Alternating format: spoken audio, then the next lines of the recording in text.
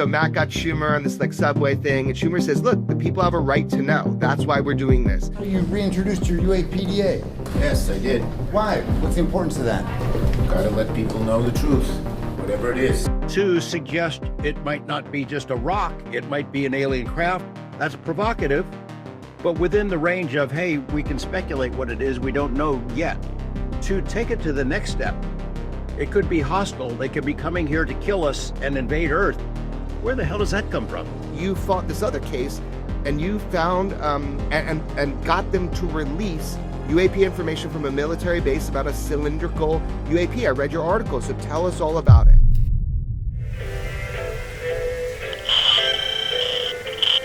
This is Weaponized. My name is George Knapp, coming to you from the Mojave Desert, Las Vegas, to be specific, joined by my friend and colleague, Jeremy Corbell. How you doing, Jeremy? I'm doing good, man. You're in the Mojave Desert still. Is it hot out there? A little bit. Yeah, just a little bit. You remember I was having a conversation like a month ago how I was going to take some time off away from the show and other things? Let me tell you how that worked out.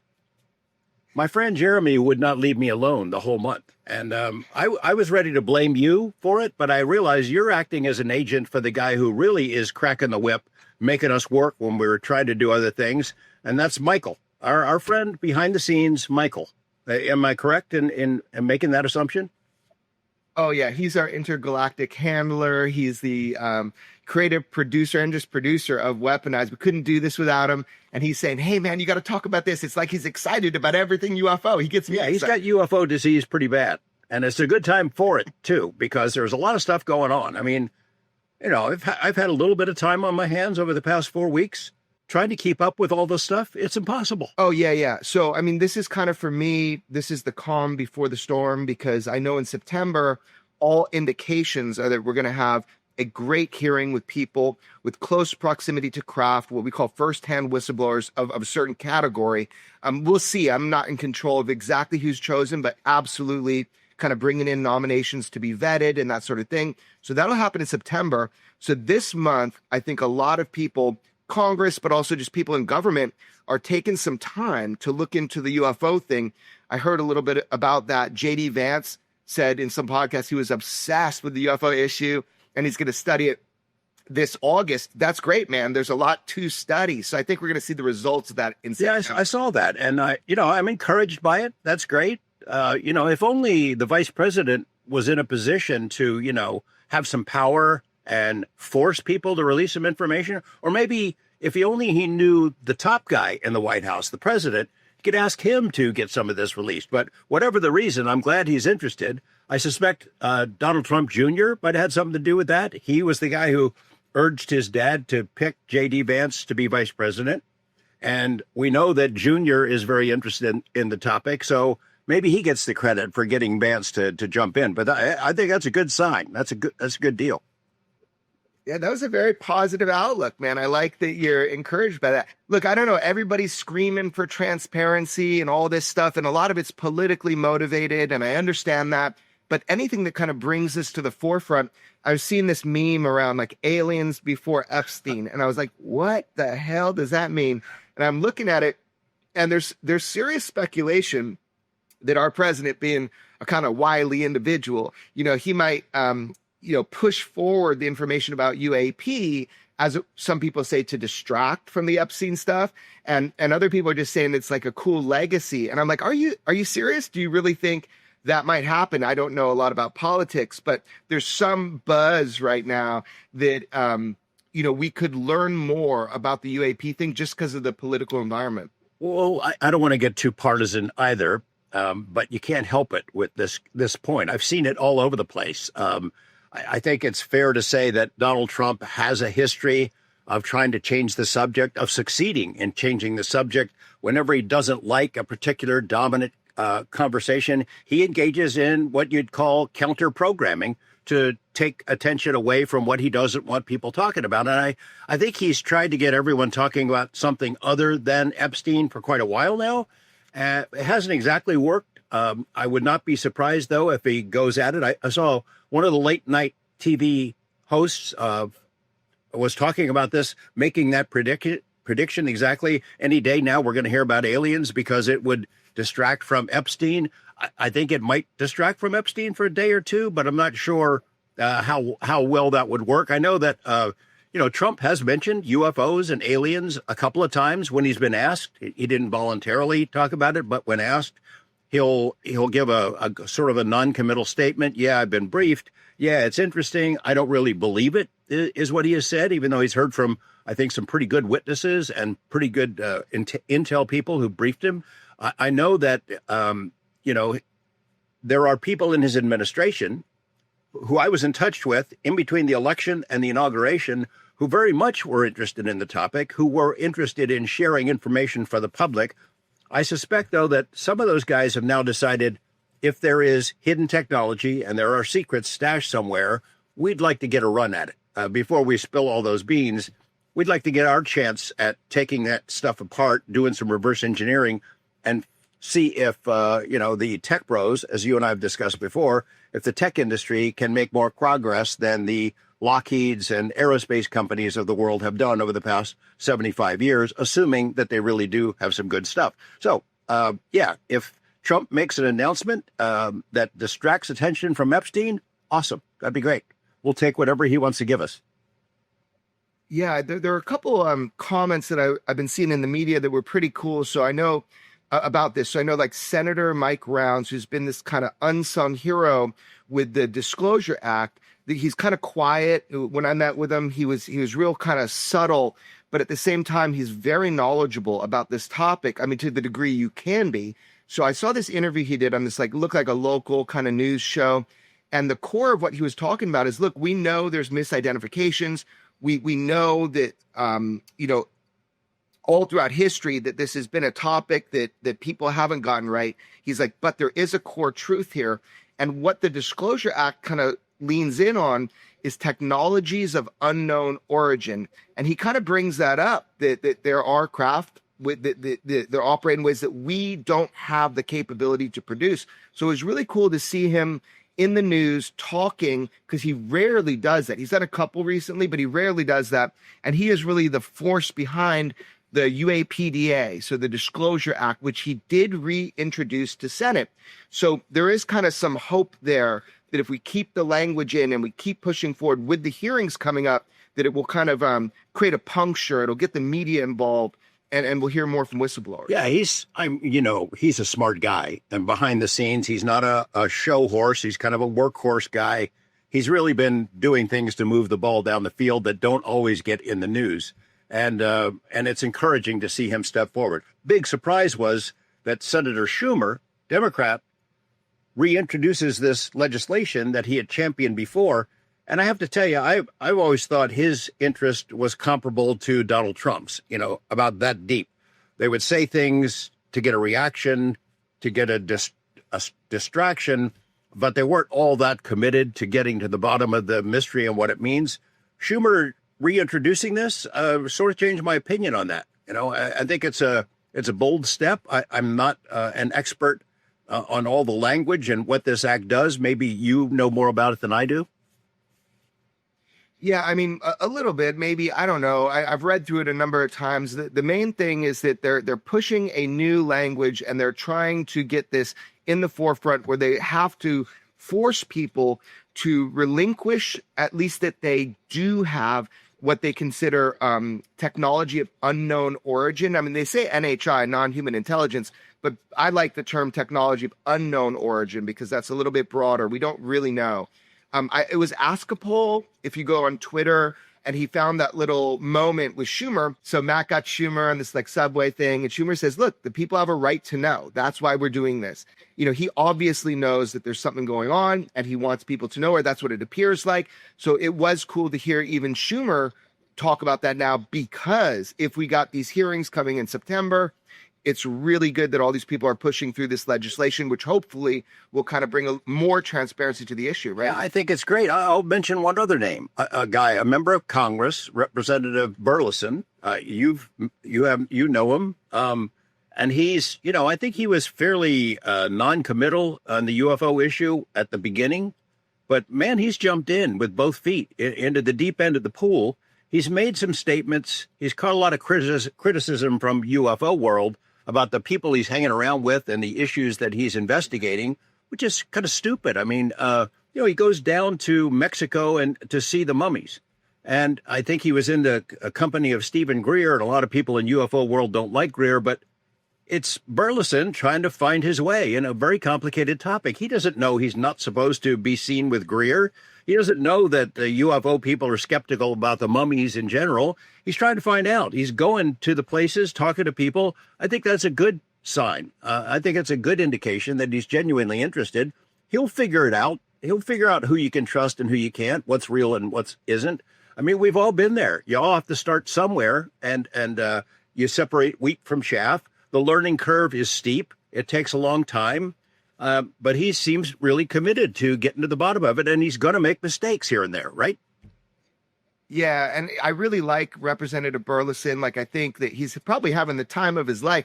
I mean, think about it. You're this representative, and you get to do and represent and do all this kind of personal looking into things and go down to Mexico, whatever he's doing.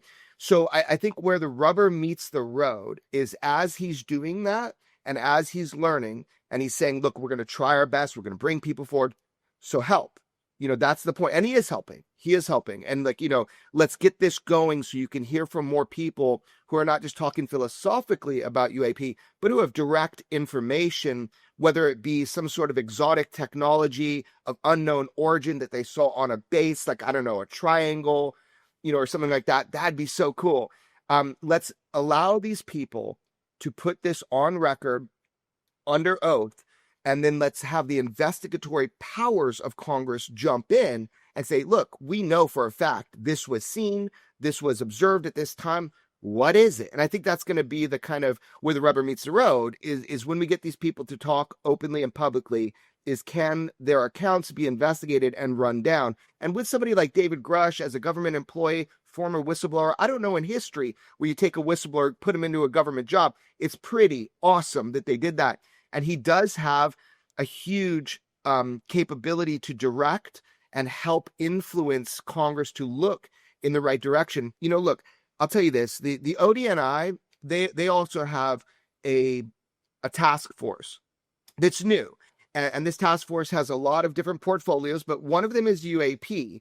And when they're looking into this and looking for transparency on the issue, the first thing they should do is look into the 100+ classified document that was submitted by David Grush. Like, they don't need to ask me or you or anybody what's going on. They should look within their own internal systems of what was submitted by David Grush for the ICIG and run it down. And so I think there's a lot of positive movement. People are fixated and obsessed with this idea of transparency. And I am behind that.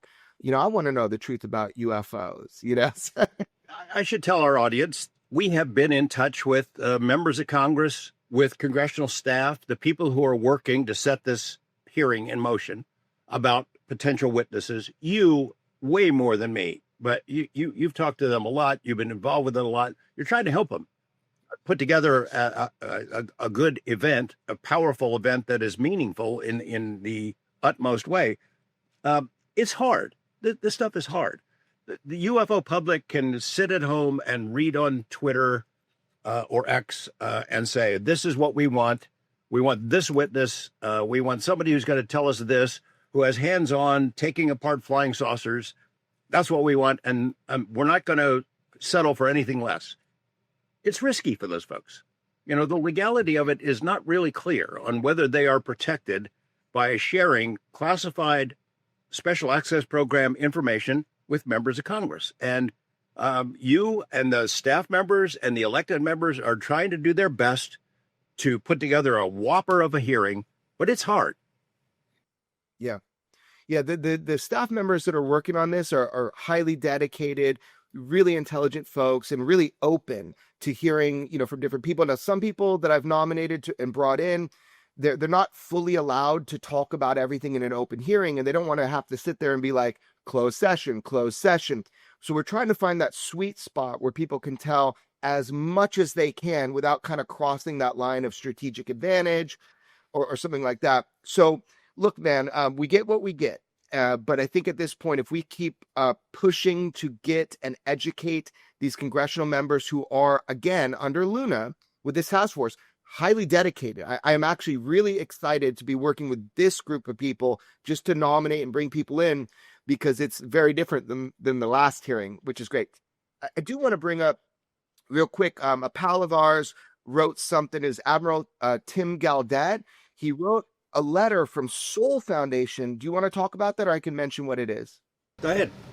Yeah, just he wrote a letter to the White House Science Advisor on behalf of the Soul Foundation recommending UAP research become a national R&D priority, research and development priority. And that's kind of like a flashback to the idea of the Manhattan Project. And you look at what it took as a nation to tackle this problem or this issue.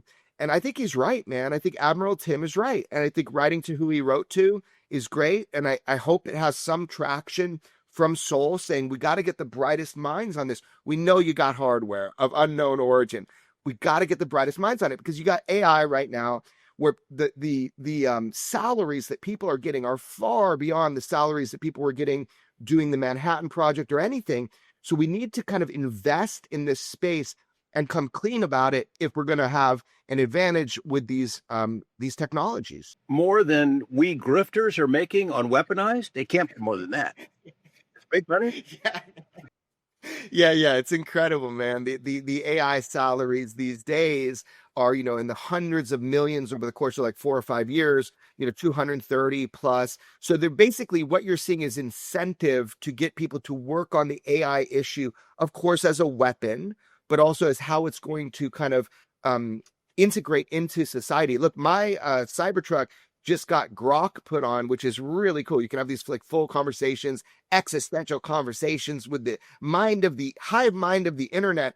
The world is changing. And I think that the more we can incentivize people to deal with this NHI possibility and technology, the better. So it's a really cool letter written by Admiral Tim Gaudet. Well, it sort of leads into a topic that we have discussed on this program and elsewhere over the past year or two is, does it land? A letter from Admiral Tim Gaudet, who's a very credible guy, knows what he's talking about, has friends in high places, and he represents Soul Foundation, which is also highly credible, filled with big brain people who want to get to the bottom of the mystery.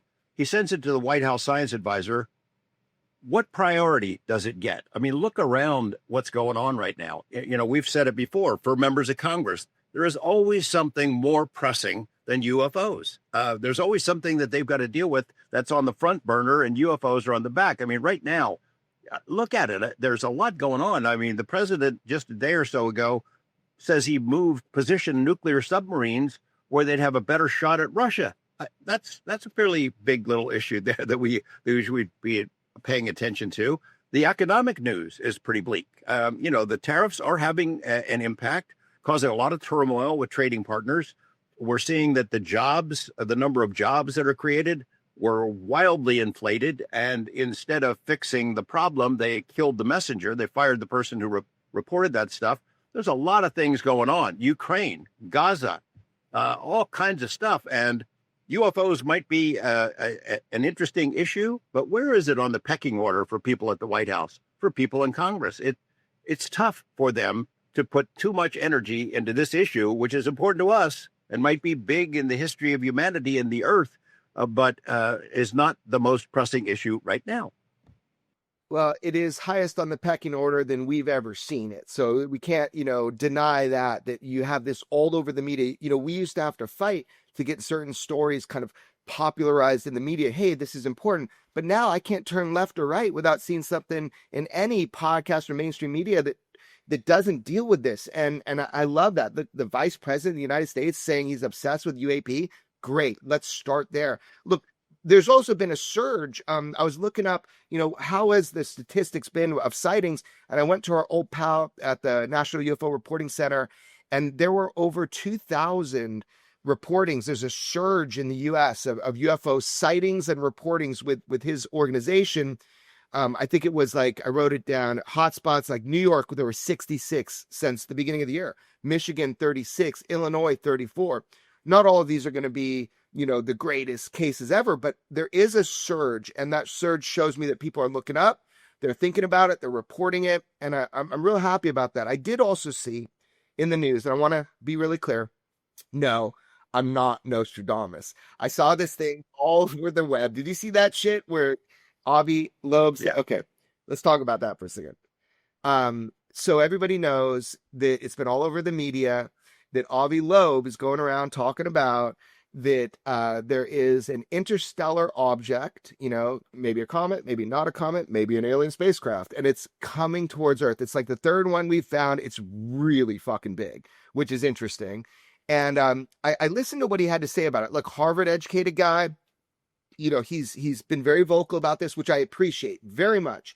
But in listening to him, it felt like when you take away all the big words, what you're hearing is that there's an object coming this way. And because of the trajectory, it's so limited that it could come in at this trajectory. It might be an alien spacecraft.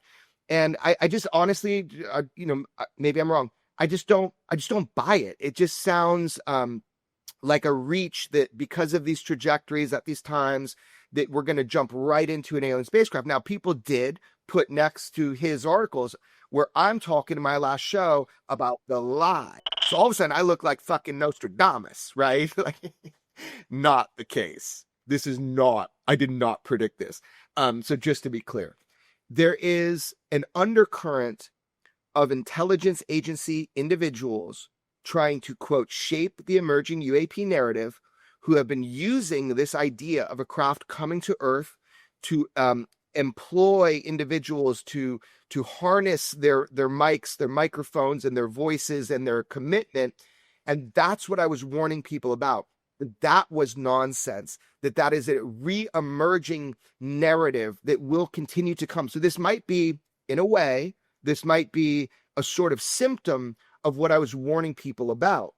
But it's not directly what I was saying. I mean, this thing's going to come by Earth the closest, I think, November 16th or something. I don't know for sure, but it's not 2027. And also, by the way, when I said, I never actually said the words in the show, 2027, there was a range that people were kind of spreading within media and UFO industry, and that was between 2027 and 2036. Leave yourself a big ass window if you're telling lies to people. That's what you do. So look, if I'm wrong, we're going to be invaded and it doesn't matter anyway. However, I just want to be really clear, which is that there is this undercurrent from intelligence agencies, and I absolutely wanted to warn people that I thought it was bullshit. I still think it's bullshit, and I think it's a way to harness people's attention, and I think it's diabolical. But this is not exactly what I was talking about. I was really surprised by Dr. Loeb's comments. I mean, he's a really smart guy, astronomer, Harvard, and for him to even announce that there's interstellar object, the third one maybe ever that we've detected, that is a big story by itself. To suggest it might not be just a rock, it might be an alien craft, that's provocative, but within the range of, hey, we can speculate what it is, we don't know yet. To take it to the next step, it could be hostile, they could be coming here to kill us and invade Earth. Where the hell does that come from? How does he even propose that?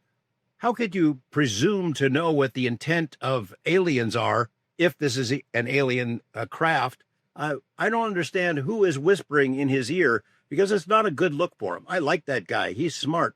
I'm glad he's out on the forefront of this, but it felt like somehow someone was whispering in his ear and asking him to spread that message. Maybe that's the distraction from Epstein. I don't know, but it was very troubling to me and really surprising. Yeah, I mean, there's a few options here if we are speculating like he's speculating. And, one of those options is, okay, they need funding, they need money. So you say sensational things about aliens coming, and then all of a sudden you get people's attention, like within Congress and that sort of thing. And it funnels attention and money, or because he didn't say it just like, kind of generally. This was like, he was saying some weird things that were kind of very provocative. So the other option is that this is an undercurrent to the lie, to the false narrative that I've kind of told people I believe is the key here. And, he is somehow influenced to propagate this idea of some alien invasion and just put that seed into population. I don't know. I don't know the guy. I need to talk with him to kind of figure out where I think he's standing, but he did get the attention of Congress. There was a really cool letter that Representative Luna sent to NASA that was based on Avi's paper about this, Avi Loeb's paper. And basically, when I read it a few times to make sure, it was like the letter from Representative Luna was trying to get this, it's called like Juno spacecraft, it's orbiting Jupiter, to possibly task it to go get a better imagery of this interstellar object, which I'm all for. I think that is so cool. But it was basically like, hey, will you check if we got enough gas to go look at this thing? That's all that it was saying. And again, I think it's a great thing to do. The internet has said, oh, there's not enough fuel, and they did all these calculations. I don't know. But I do think that more exploration of this object would be really cool. But I don't know why Avi Loeb would go into this doom thing. Was it influenced by some intelligence agency telling this guy to start seeding the public with this idea of an imminent invasion? I don't know, man. I don't know. Interstellar object, that's for sure. It's big. It's heading this way. Oh, that's solid. That's good. To it might be an alien craft. All right, I guess you put it in the mix, maybe. To they're evil aliens and they're coming to kill us. That is a hell of a leap. And I still am astonished that he went there. It has to be influenced from somewhere. Perhaps in a future episode of Weaponized, we can speculate where those voices are coming from, because I know both of us have an idea about it. I want to mention, you mentioned Representative Luna. I think that is a long shot proposal, but I like where her heart is. I know she has critics here and there, people of different parties and maybe same party, but we think her heart is in the right place and she's working hard to get to the bottom of this stuff. And I like what she's doing. Her colleague, our friend, Representative Tim Burchett, is sidelined briefly. Sent you that article. He had an accident with a horse, and we've gone back and forth in texts, and apparently there's broken bones involved, and I swear it's a cover-up. I don't think he got hurt by a horse. I think he fell off a skateboard, and he doesn't want to admit it. He's so great. Okay, sending love to Representative Burchett. Get back on that skateboard, baby. We know you're lying. We know it wasn't a horse. You've been surfing the waves with your skateboard. I've seen those videos of him on a skateboard too.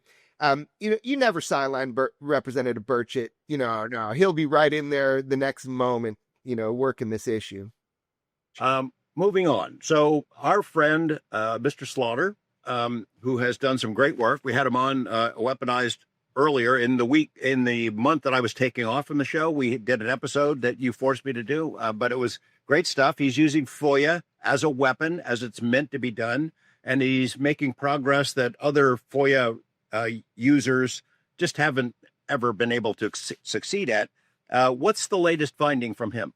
Yeah, so that's why we're going to pull him in, because he did have another success, where he combated where they didn't give him information. This is a guy that's bringing documented military, in this case, UAP cases to light that we would never see if he wasn't doing it. So I just want to make sure that he tells us himself what the case is that he just broke last week, so that more people can come to him, because there are witnesses to this case. If you're a witness to this case, go to Dustin Slaughter. So let's bring him in.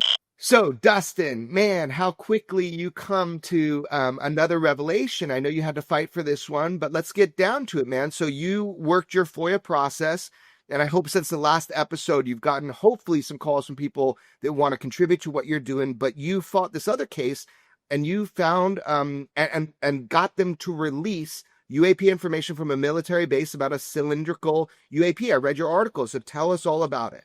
Yeah, so this incident occurred on the morning of September 15th, 2023 at a place called Avon Park Air Force Range in basically Central Florida, I guess. There were 4 service members who were transporting small UAVs within a restricted part of the range. And as they were transporting these small UAVs in these 2 vehicles, one of them caught the glint of something metallic out of the corner of their eye. So they looked, and they saw basically like a cylindrical cigar-shaped object, approximately 500 feet away. And another described the object as being basically the size of 4 traffic helicopters. So in length. What year was this? This is 2023. Oh, so it's super recent. Yeah. And these are trained dudes that use UAVs or UASs like on their military installation. And these are the witnesses. Have you talked to any of the witnesses yet from the event? Not yet. But I would really like anyone who had something to do with this incident to contact me and so we can get some more information about the incident.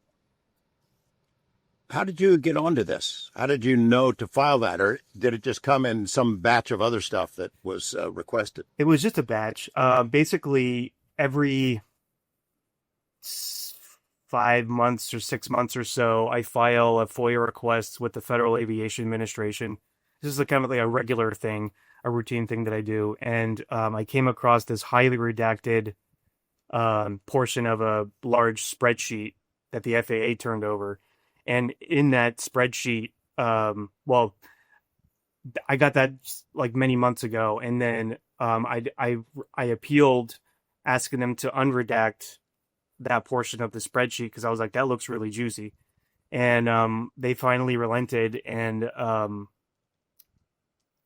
So this was so basically, I should probably explain to you a little bit about the process of how this got reported, real quick.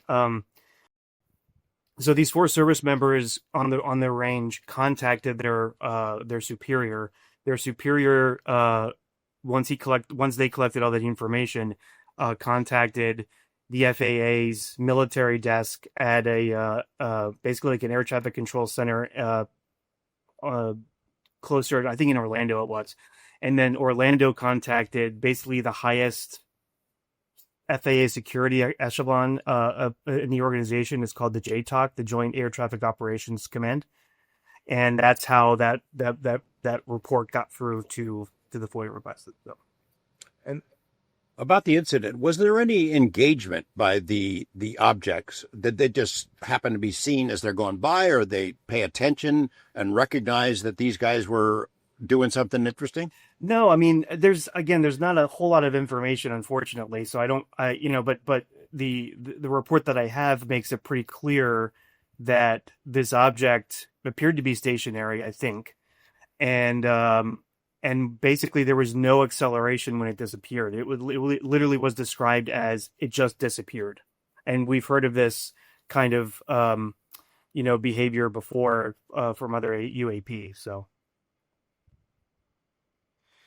So like a basic size, you got a cylindrical or cigar shaped UAP in 2023 over a military installation where they know everything about drones. You got multiple firsthand eyewitnesses. The thing ends up like dematerializing, it sounds like. And by the length of it, how many helicopters was it in length? I think it was 3 or 4. So that's at least 135 to 155 feet. So that's a pretty sizable object. If you could get in touch with any of these eyewitnesses. So if you're an eyewitness to this, 2023, what's the area again? The area it's called Avon Park Air Force Range. It was in a restricted range. And presumably they were going to test these drones in this range, or fly these drones in this range.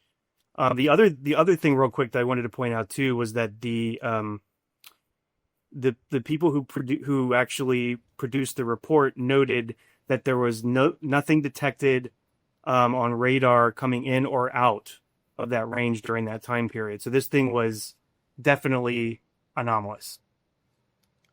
Well, I'm sure people were ready to say it's a drone, it's a balloon, all the standard stuff. In fact, the irony is that these guys who saw it were transporting drones, UAVs. Yeah. They know their stuff. That's where they test this stuff. The only drones that were scheduled to be out on that range that day were the ones that they were transporting. So, yeah. Wow. So hopefully, they didn't want you to know about this. They blacked it all out, and you're like, there's got to be something interesting underneath those redactions, and that's how you got all this info, right? Yeah, when I saw the type of redactions, the code that they use, I was like, number one, that's military. Number two, that's got to be juicy as hell because they redacted the entire portion of it. So, yeah. We have no indication that anybody had a cell phone and got images, or Do you know? There's no indication of that in the report. But I suspect because the incident happened so quickly that they probably didn't have a chance to whip out their cell phones and take a photograph or a video. So. Yeah, you never know, man. And around military installations too, there are a lot of cameras. And so oftentimes there is data that you just got to ask for that's been hidden. Like George's friend Jay Stratton, when he went after cases, he went after the data. And so I think that once you kind of bring this to the surface a little bit. So my hope on you coming on Weaponized is people understand the date, the location, the general observation. We know there's at least 3+ witnesses, right? Yes. So, yes. So will they come forward and talk with you in confidence about it? I'm sure they didn't have to sign any NDAs. They can talk to you. So if they do talk to you along the line, that would be a huge update. So anybody that knows anybody in that area, start asking questions.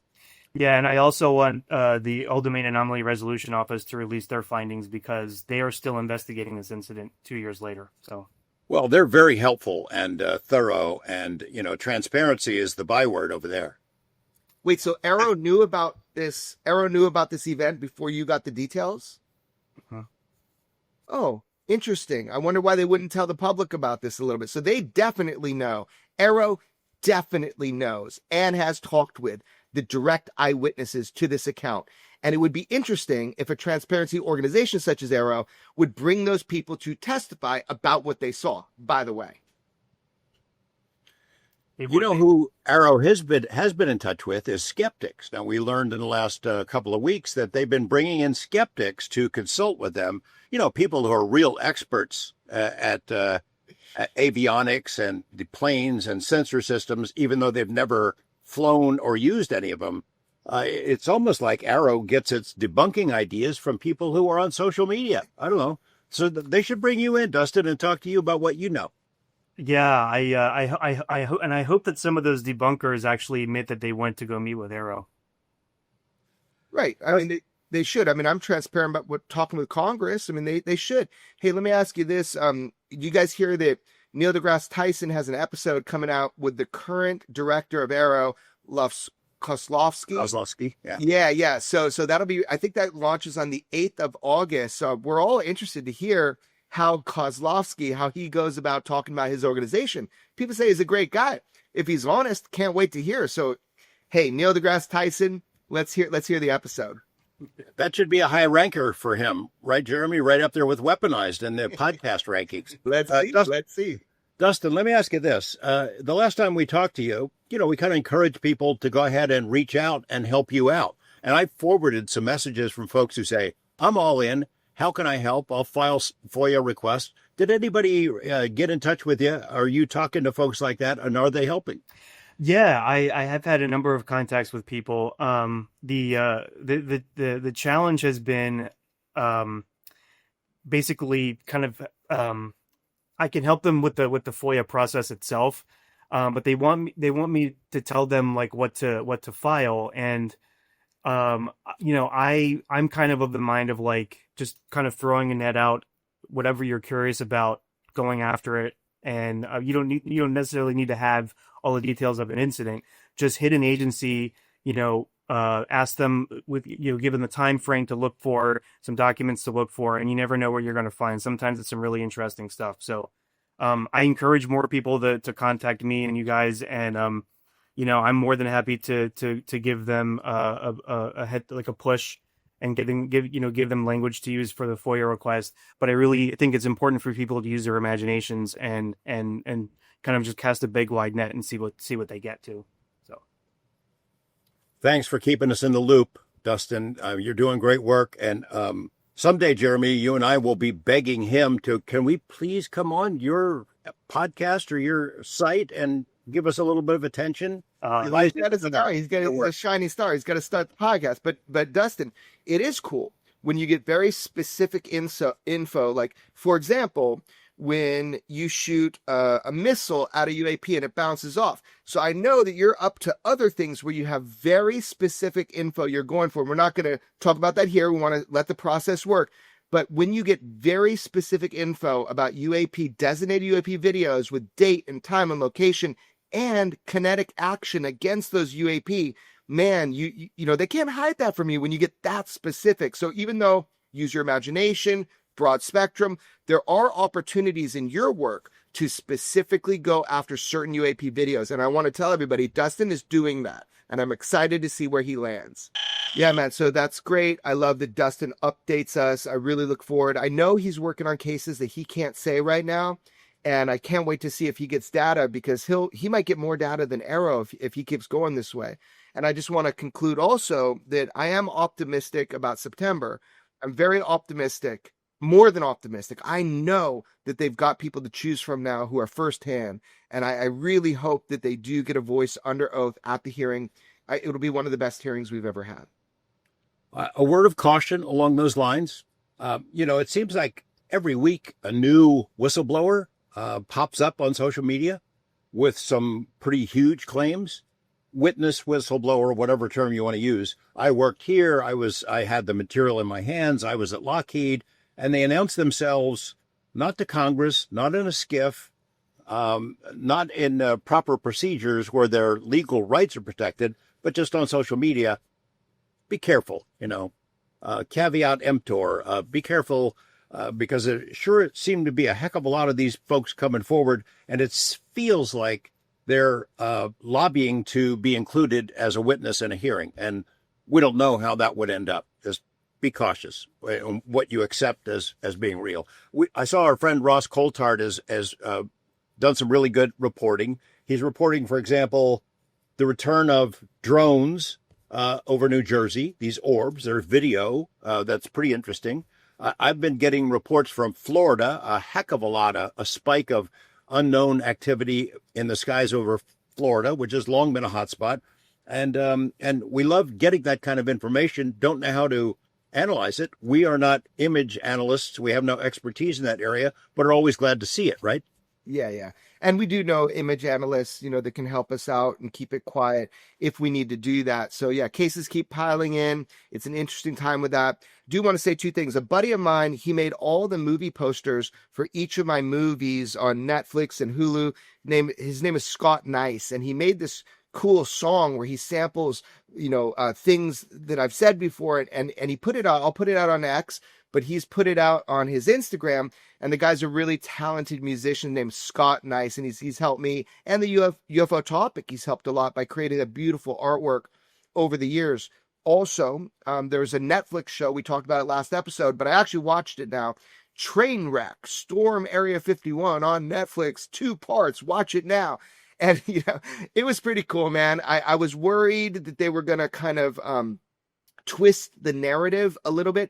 They didn't tell everything. They were making a show to kind of, you know, it's called Trainwreck. They have a show called Poop Cruise. So obviously they're making something that's kind of entertaining and fun to watch. But yeah, I think it's worth watching. It shows the power of the meme culture, you know, after the Lazar movie came out and after Bob and I went on the Rogan show, and this kid made a meme, and it got really wild. It took like virtual life into the public realm, and nobody knew what was going to go on. And you remember all that Storm Area 51 stuff. So it's just kind of neat to see their interpretation of it. I will say they weren't thorough in some ways, but that's okay. It was a good show. People should watch it. I have not seen it yet. I will be watching it. I'm glad to not be in it. You and I were both interviewed for it. I'm very happy that I got on the cutting room floor. You're not a bad guy in it, right? You're not. No, I'm not a bad guy in it, so they missed the mark on that one. They could have really tried to make me a bad guy. But no, it was fun. I have a few little cameos in it. I was helping the kid navigate, and so were you at the time, the FBI. We're trying to get him a lawyer because we didn't know if they were coming after him or in what way. It's an entertaining little snippet, shows a part of the reality, and it's neat to watch.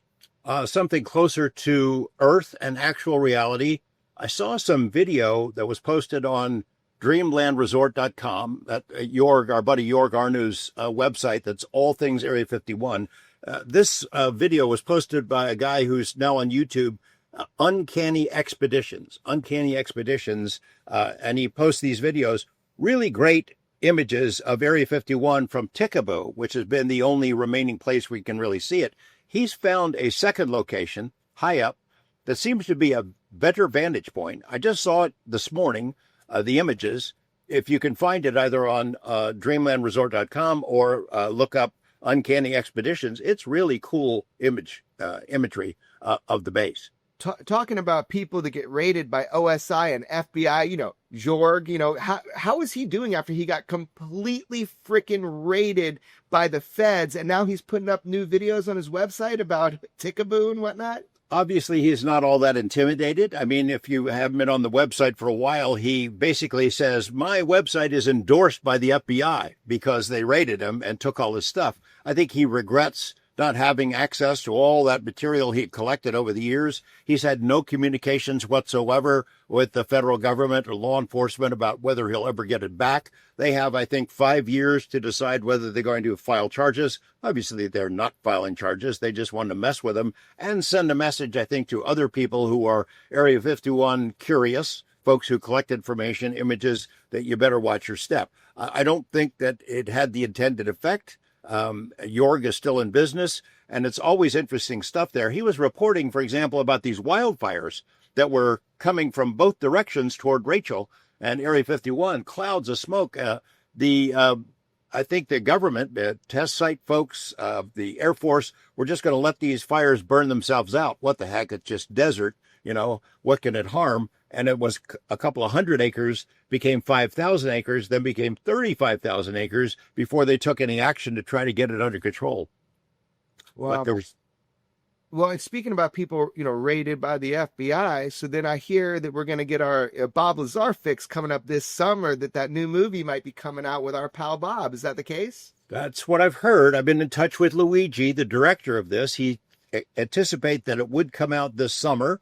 We're down to the last month of summer, so hopefully in a number of weeks. I know he's putting the finishing touches on it. You and I have both seen these virtual reality images that he created, these goggles where it looks like you're inside S4, and it's down to where the bricks were, the color of the walls, nuts and rivets and things like that, as described by Lazar. If it was just a film about those images, it would be worth the price of admission, whatever it is. But we're getting close.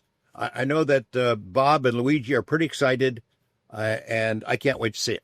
Me too, yeah. Bob's such a nerd. He's like, it looks just like Site 4. It's so cool to see. So anyway, wish them luck with that endeavor. It'll be neat for the world to see that. I hope it comes out soon. I love watching that stuff too. So, all right, man. Well, thanks for coming out of hibernation for Weaponized. Are you with us? Are you back? No. I'm taking this month off too. I'll talk to you in September, which means me taking this month off means you will call me every single day. Right? That's right. We'll have an episode next week. All right, George. Good to see you, man. Talk to you later.